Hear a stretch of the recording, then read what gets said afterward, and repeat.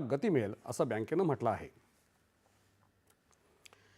कुंभमेळ्यापूर्वी त्र्यंबकेश्वरचा चेहरा मोहरा बदलला जाईल असं केंद्रीय सांस्कृतिक आणि पर्यटन मंत्री गजेंद्र सिंह शेखावत यांनी म्हटलं आहे।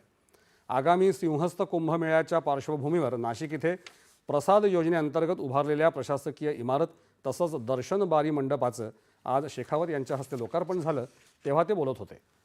निवृत्ती महाराज आश्रमात हा सोहळा पार पडला। त्र्यंबकेश्वरच्या या पवित्र देवभूमीत भाविकांना अधिक चांगल्या सुविधा मिळाव्यात यासाठी केंद्र सरकार कटिबद्ध आहे असं प्रतिपादन शेखावत यांनी यावेळी केलं।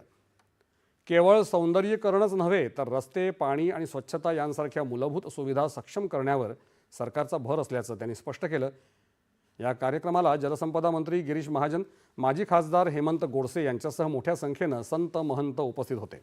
या विकास प्रकल्पांमुळे त्र्यंबकेश्वरच्या धार्मिक पर्यटनाला मोठी चालना मिळणार आहे।